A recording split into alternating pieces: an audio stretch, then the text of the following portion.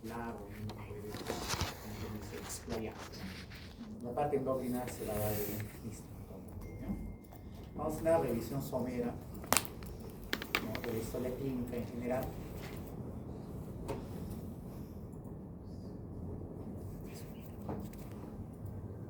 Es característico, ¿no? Ustedes ya lo han revisado. Lo único que quiero hacer hincapié es en la importancia médica y legal que tiene esto. Siempre vamos a decir, lo que no está escrito no sirve, ¿ya?, frente a cualquier juicio, lo que ustedes puedan tener. Por ejemplo, pudieron hacer una biopsia de tiroides, por decir, ¿ya?, y nunca pidieron un consentimiento informado, nunca le dijeron al paciente que podía tener algún tipo de complicación. Pasa algo y la familia reclama. Entonces, cuando hay, no tiene que estar anotado o firmado el consentimiento. Si no está, y uno dice, bueno, yo le explicaba a la paciente que es así la situación. Si no existe, o sea, si no está firmado, no existe. Si uno tiene ese consentimiento informado y se le ha explicado, solamente el tener ese hecho no lo puede liberar, ¿ya? Eso es lo importante, ¿no? Es lo que estamos viendo de repente cada vez más frecuente, ¿no? Cada vez se ve que pues mayor, como que dice, no sé si el término es decir, una mala relación a través entre los pacientes o familiares del paciente y los que tratamos a estos pacientes. Entonces hay que ser claros y muy aparte de haberles informado, siempre tener de por medio una documentación, que es el consentimiento. ¿Ya? Para todos los componentes creo que son similares, creo que los han revisado, no voy a explayar en esa parte. Entonces, que sí quisiera un poco ampliar es en la parte anamnésica. ¿Ya? Cada vez tenemos menos interrelación con nuestros pacientes, cada vez estamos más proclives a solicitar exámenes específicos, hormonales, de imágenes, sin antes hacer una buena anamnesis. Entonces la anamnesis, como ahí se ve, pues es un acto coloquial, donde se pregunta al paciente en los casos que uno pueda tener la relación, o a los parientes, ¿no? Sobre todo cuando estos pacientes han venido pues, de repente con alteraciones del estado de conciencia, son niños, de repente son ancianos con algún tipo de patología neurológica, ¿no? O tienen alguna patología psiquiátrica, en los cuales tendremos que hacer o apoyarnos en la información que nos dé la familia. ¿Qué preguntamos ahí? Sobre todo alteraciones basales, como venía este paciente, y lo actual, ¿no? ¿Por qué está viniendo en este caso a una consulta, ¿no? Esto hay que detallarlo o como quien dice, redactarlo de la forma más clara posible y más completa. Si tenemos que volver a preguntar a nuestro paciente, vamos y volvemos a preguntar, ¿ya? Que como dice, que unido al examen físico nos va a proporcionar un diagnóstico síndrómico, ¿no? Los que han podido asistir en la mañana a la charla del doctor Alfaro, ¿no?, en esta hora, han podido ver cómo es la presentación de los datos del humor, ¿no?, y cómo se ha llegado a un diagnóstico. El motivo de consulta, que es lo más importante, ¿no? Hay preguntas que uno puede hacer de acuerdo a cómo uno se sienta más cómodo, ¿no? Es determinar exactamente qué es lo que lo trajo a una consulta o por qué vino a una hospitalización. Y finalmente la enfermedad actual o enfermedad actual, que ya un poco dirigido a la parte endocrina. Vamos a ver qué motivos de consulta por patologías endócrinas pueden acudir, ¿no?, a nuestro servicio o a nuestra área, ¿no? Hay que pueden ver un gráfico. ¿Son 3 enanos y un paciente normal o es un alto y 3 pacientes normales? Es alto y 3 normales. Normales, sí. ¿Cierto? Depende de la óptica, ¿no? Depende de los ojos que uno lo vea. Entonces esto vamos a ver anomalías morfológicas, gigantismo, acromegalia, enanismo, ¿no? Es un motivo de consulta frecuente que se tiene en la parte endocrina, en medicina general, generalmente en las áreas o en los centros de salud. ¿Qué ven ahí? El paciente con un apetito incrementado, ¿no? ¿Cómo se llama el término semiológico?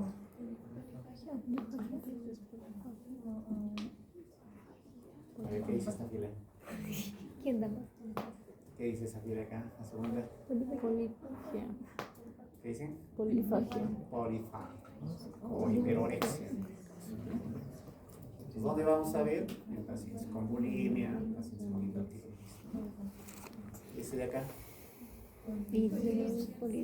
después de una trágica, ¿qué sería el término semiológico? Polidipsia, ¿no es cierto? ¿Dónde vamos a encontrar? En pacientes con diabetes mellitus y también en pacientes con diabetes insípida. ¿Qué otros motivos de consulta va a existir? Que ven acá. ¿Lo conocen? ¿Lo han visto vivo todavía?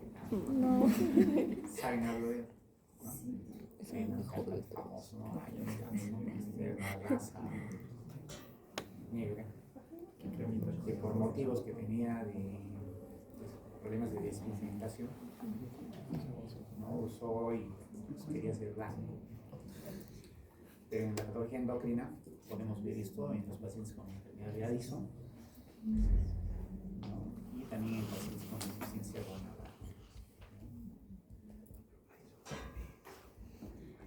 ¿Ven acá? ¿Cómo interpretamos el cuadro? ¿Cansan? Les veo por acá. Todavía estamos bien entonces. ¿No? La astenia de tipo inexplicado, ¿no?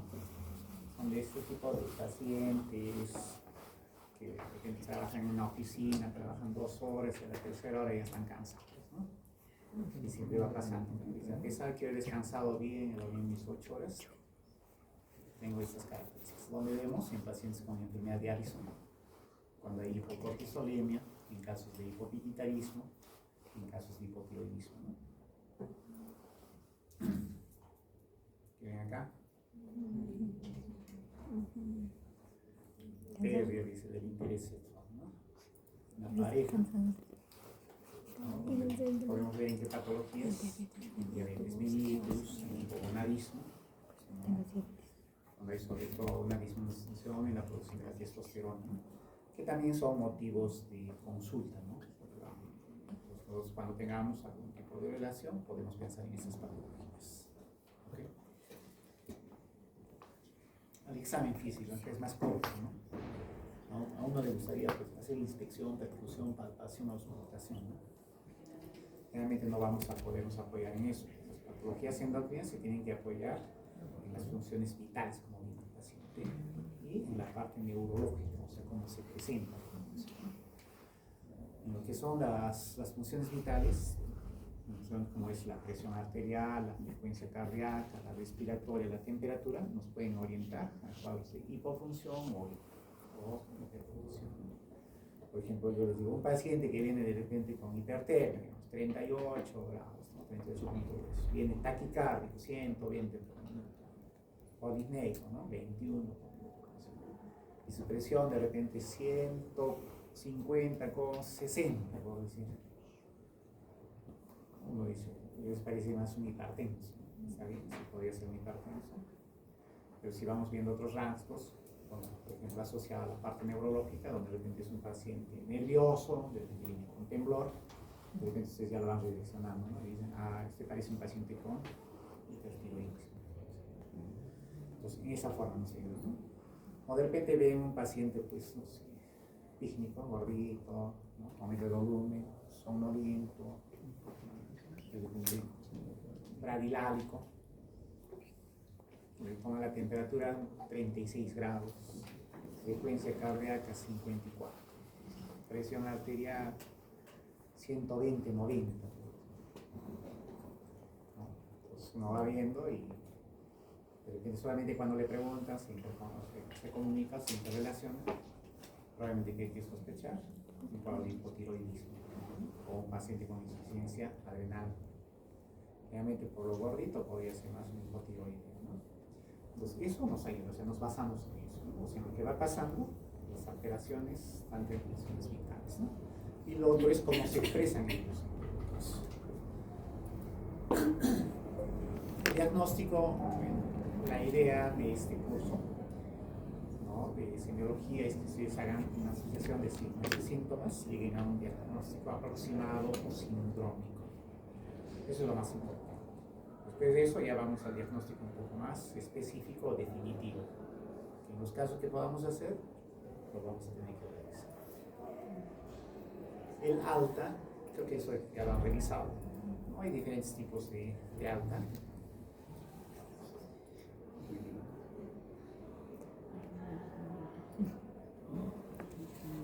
Alta voluntaria, ¿no? Retiro voluntario. El paciente está como una semana que lo estudia y no avanza en su estudio y dice, ¿sabe qué, doctor? Me voy a ir a la clínica. Muy bien, voy a firmar mi documento, ¿no?, de exoneración de responsabilidad y salgo, ¿no? El otro es una alta médica, esos pacientes que dependen de estar por un proceso de una neumonía o depende por un hipertiroidismo, se descontroló, están mejorados, se van, ¿no? La alta temporal, como son los pacientes con quimioterapia, de repente ya le diagnosticaron, solamente viene para recibir su curso de quimioterapia, 2 días, al día siguiente sale, pero sabe que al mes debe volver por un siguiente curso. Después, cuando se soluciona una crisis hipertensiva, es ahí, ¿no? Pacientes con hipertensión arterial dejan de tomar la medicación 7 días, vienen a la emergencia, ¿no? Le dan una medicación antihipertensiva, lo controlan dentro de 6 horas y le dan su medicación y puede también arreglar, ¿no? E incluso en alta por fallecimiento, ¿no? O sea, el paciente por algún motivo, pues, ¿no?, fallece y ahí siempre se debe consignar si se ha hecho necropsia, ¿no? Generalmente en los casos donde hay duda diagnóstica, de repente no se llegó a determinar la causa del fallecimiento, depende de algún modo hay por no decir una incertidumbre en la familia, entonces nosotros estamos en la posibilidad o en el derecho de solicitar que se haga un protocolo de necropsia, de tal modo que tanto los familiares como los médicos tratantes puedan determinar la causa, ¿ya? En los otros casos que se conocieron, bueno, no hay mayor problema, ¿no? No se realiza. ¿Qué más tenemos acá? La epicrisis. La epicrisis es un resumen de lo que se ha hecho con el paciente desde que ingresó a la emergencia, qué examen se le ha hecho, qué terapia se ha instaurado y con qué medicamento se va a ir o si tiene que volver a un control posterior, ¿no? Es como un resumen de todo eso. Entonces, esta es la parte endocrina. Nuestro interrogatorio generalmente es dirigido, ¿no? Por eso hablamos siempre del artículo del comportamiento, cómo observamos nosotros a nuestro paciente. Y en algunos casos vamos a tener que apoyarnos en el familiar para que nos den algunos datos que de repente los pacientes no lo notan como patológicos. Eso van a ver bastante ustedes en los pacientes con cuadros de diabetes. A ellos dicen, no, sí estaba bajando de peso, pero eso era algo normal. Tomaba líquido en regular cantidad, pero cuando uno le pregunta a la familia, dice, ¿no?, paciente que varias veces entraba al baño a ocuparse, hablaba de una poliuria de repente. Todo el paciente tiene cantidades ahí de botellas de agua que va tomando. Ya estamos hablando de qué, con Polivix, ¿no? Entonces esos datos nos van a ayudar, ¿no? Otra cosa importante en endocrino es la voz, o sea, cómo esto puede dirigirnos a ciertas patologías endócrinas, ¿no? Puede haber modificaciones transitorias y permanentes, ¿no? Cuando yo les pongo, siempre les pongo esa figura, ¿no? ¿Qué características pueden describir esta figura, ¿no?, de esta paciente?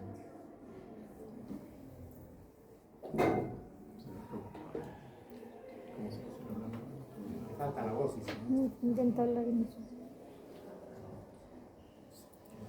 Vamos a ver que una voz débil, ronca, parece similar a un paciente fatigado que había hecho una actividad. Alguna vez les ha pasado después de hacer un deporte y quieren hablar ese rato, ¿no? Se nota de algún modo la debilidad o la fatiga, ¿no? Entonces eso se denomina fonastemia, que podemos ver en pacientes con enfermedad de Addison.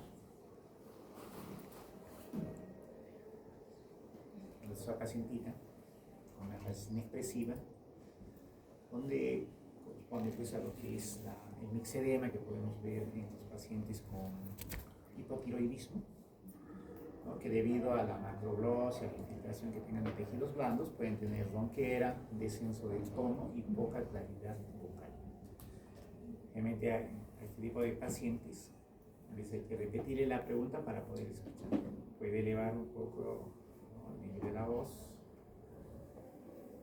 Generalmente tienen pues una voz un poco, como dice, apagada, ¿no? O sea, para cada término hay que pedirles que amplíen, que hablen, ¿no? A diferencia del hipertiroidismo, le preguntas por una pregunta y te responden pues, las cosas que ni siquiera has preguntado, ¿no? Tienen un poco más de aceleración y otros, ¿no? ¿Qué otra cosa debemos tomar en cuenta en las patologías endócrinas? Los antecedentes. Es decir, ¿qué factores heredofamiliares pueden orientarnos hacia patologías de tipo endocrina? Hay que ver que hay transmisión hereditaria de ciertas endocrinopatías, como es el hipotiroidismo o el hipertiroidismo. Generalmente cuando preguntamos a este tipo de pacientes nos van a referir que de repente mi mamá también tuvo, mi abuela también tuvo problemas de tiroides, ¿no? En la enfermedad de Addison,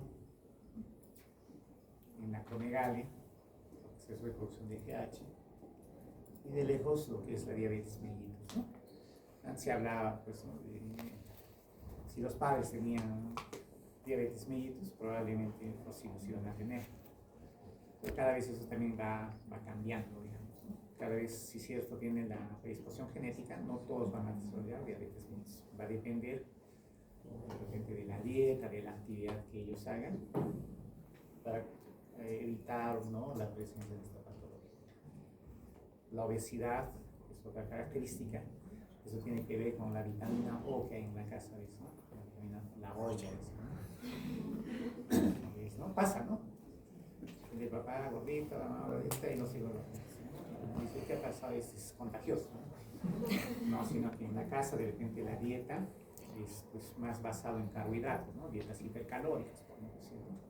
Y eso hace que la familia también tenga este tipo de alteración, ¿no?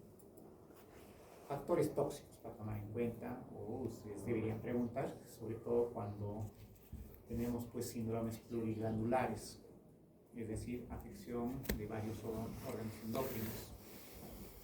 Por ejemplo, ahí tenemos el tabaquismo, ¿no? El cigarro afecta a muchos órganos de algún modo, desde patologías inflamatorias hasta neoplasias. El alcoholismo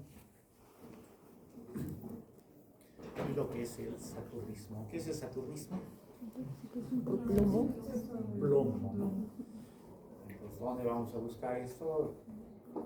¿Dónde está el plomo? ¿En dónde encontrar plomo? Algo frecuente que tengamos. Pinturas. Después, la gasolina, ¿no?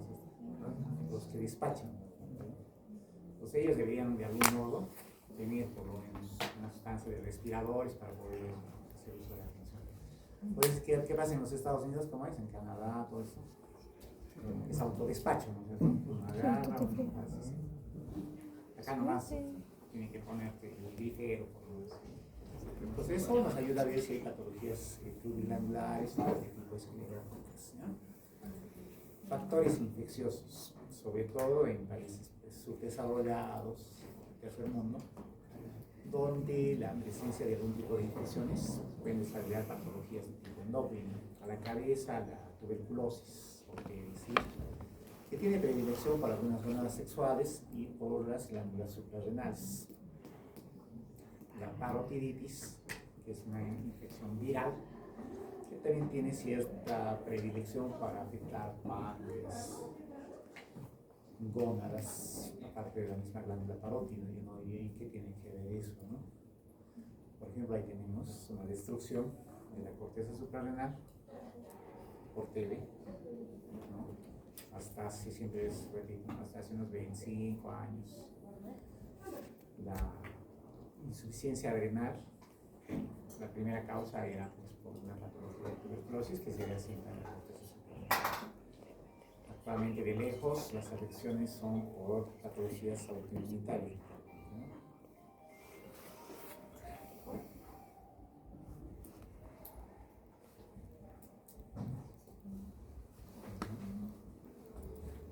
En relación a las infecciones virales, a veces pues, ¿no?, uno puede tener lo que dicen las paperas, ¿no?, la parotiditis, cuando aparece en un área, en una escuela, generalmente, en un colegio. Cuando hay uno o dos, generalmente todos se van a contagiar, ¿no? Y ahí, como dicen, una epidemia de tabaco.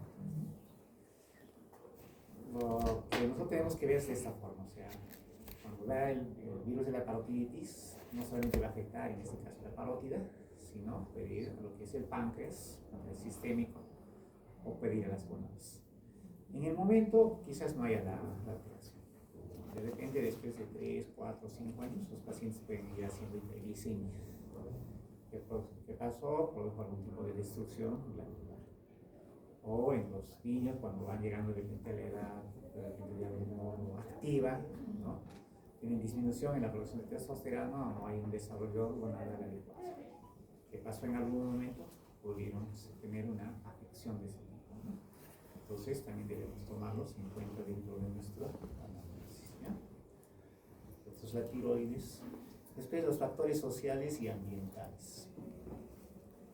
Una de las patologías, ¿no?, que todavía se ve, ya no se ve mucho en nuestro medio, pero todavía sí en las regiones, como dicen, de África, ¿no?, donde se ve pues que hay una deficiencia de yodo. Lo que tenemos que saber es también en relación al yodo, es que cuando estamos a mayor altura, nuestras tierras tienen menos cantidad de yodo, ¿no? Siempre les digo de sal de maras, digamos, ¿no?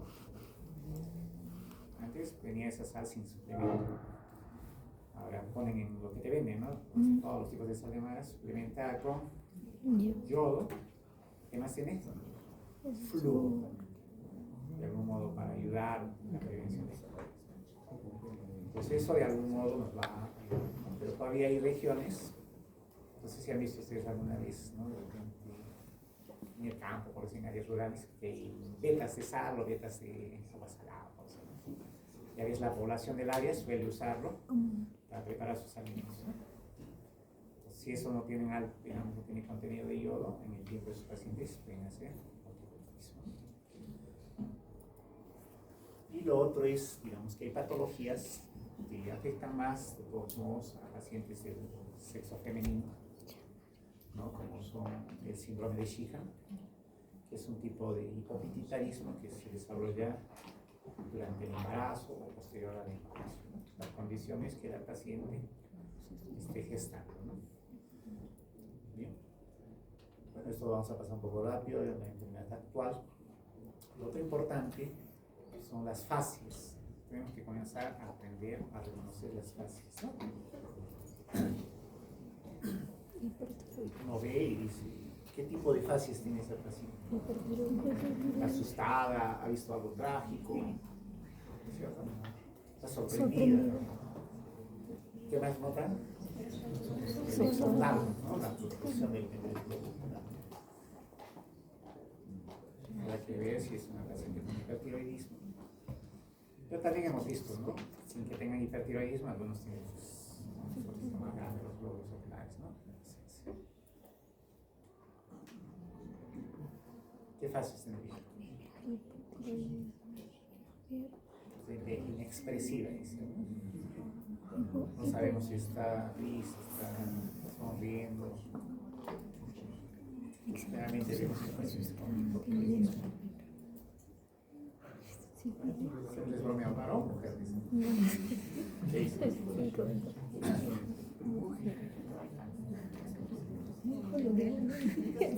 Señor, señora, le van a decir, sí, es bien de consulta. Al ser humano.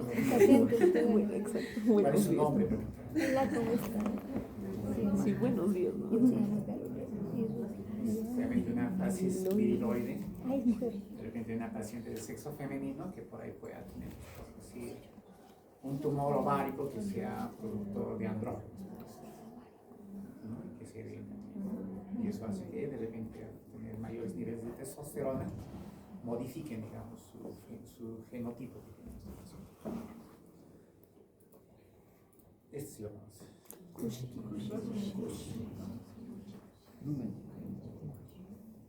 Una cara de luna llena, hematosa, ¿no? Se pone al costado y tiene su jorobita. Y bueno, esta fase que, bueno, realmente poco lo vemos, o no tenemos mucha observación, es que es una fase diabética, con una dinámica laxa. En realidad yo lo considero un poco inespecífico, ¿no? No todas las pacientes que vaya a ver de esta forma van a aparecer o tienen predisposición para diabetes, ¿no? Pero los otros son mucho más claros o específicos, ¿no? la investigación del peso. Nosotros nos tenemos que medir o ver en las patologías endocrinas, tenemos que valernos de todo lo que nos pueda aplicar, ¿no? Y hay que tratar de ser objetivos. Entonces, en la investigación del peso, vamos a observar si un individuo tiene un peso normal, un peso excesivo, que es la obesidad, o tiene un peso disminuido, ¿no? Que va con la delgadez. Por eso es útil que pesemos a nuestros pacientes. Siempre le pongo esa figura, parece como el decir, digamos, una paciente delgada, ¿no? Como una paciente normal, es una paciente normal con una paciente con obesidad, ¿cierto? Entonces, por eso se dice que es difícil a veces establecer los límites entre el peso normal y patológico. ¿Por qué? Porque esto puede variar por la raza, por la edad, por el sexo y hasta por la constitución de eso. Una vez nos decían, podido observar, por decirlo, ¿no? A veces la mamá delgadita, la hija también es delgada, digamos, ¿no? Y después su forma, ¿no? Su fenotipo en todo caso. Entonces, eso es lo que nosotros vamos a tener que valorar a través de hacer un peso, un índice de masa corporal. Y como dicen, va a depender siempre de dónde esté. Si por ejemplo vemos el paciente del lado izquierdo, vamos a decir es una paciente en desnutrición famélica. Pero si lo vemos en la revista, es moda, por decirlo así. Entonces vamos a tener que ver en qué escenario, digamos, estamos, ¿no? Sobre todo en relación a etnia, a región. Entonces la delgadez, cuando nosotros queremos determinar si es algo patológico, se puede producir por una alimentación incorrecta, ¿no? De repente, pues, un exceso en el consumo de proteínas, baja cantidad de carbohidratos. Quizás estemos frente a una enfermedad adelgazante, ¿no? De patología endocrina. Vamos a tener diabetes, vamos a tener hipertiroidismo, ¿no? Vamos a tener patologías tumorales, de repente algún tipo de neoplásico. Y lo otro es el estado constitucional, ¿no?